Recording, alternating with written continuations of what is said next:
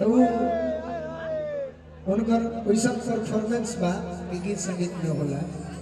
दूर बानी गीत संगीत ना ना भाई लोग के डिमांडो बा अगर सैड सॉन्ग के तो खुद एगो इच्छा बा लइकिया कहत कि बिरहा वियोग में तू जाने लगना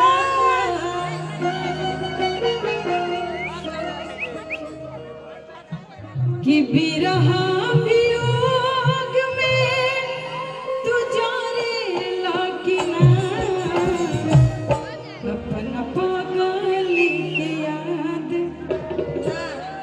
अपना पागल के याद करेला कि ना अपना पागल के याद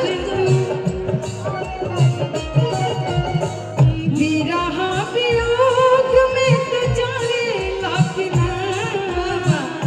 बिरहा वियोग में तू जानेला कि ना अपना पागल के याद तू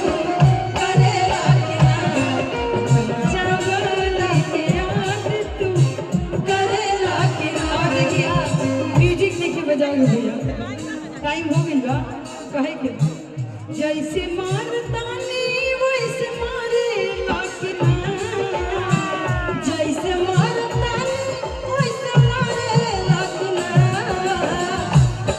अपना पागल के याद तू करे लाकिना अपना चंदा काहे के बा के प्यार तोरी हो इस ज़माने को प्यार दोस्तों इस ज़माने को क्या हो गया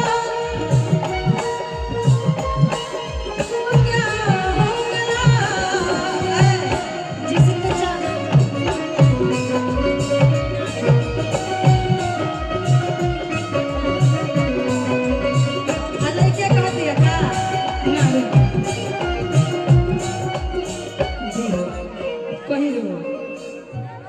कहीं देखी अभी पूर्ण रूप से बताओ तनी कि जितना भी काम होता ये आप सबके गीत संगीत बस सुनाओ जाता मनोरंजन करे खातिर कोनो लड़ाई नहीं खे हो कोनो दुगोला नहीं खे हो एगो हम सुना देता नहीं खुश करे खातिर ऐसे कि रउरे सब खातिर सब है आई तो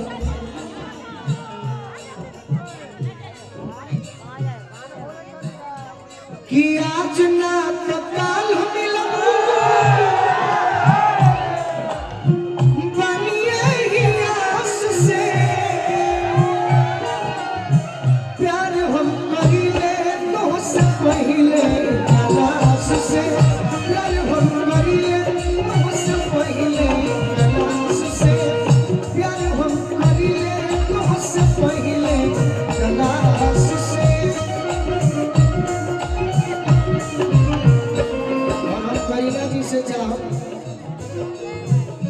माई बहन खाते गुरु रखी याद रखल बानी नृत्य या पापा जी याद अच्छा लगे हाँ हाँ ये तो हम कहीं भी करब लेकिन हम गीतिया पूरा कर सैड सब भैया लगे प्यार झूठा सही दुनिया को दिखाने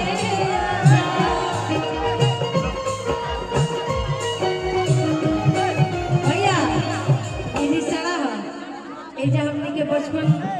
से बड़ एजे पढ़ बहुत कुछ याद बा एजे से हम याद जोड़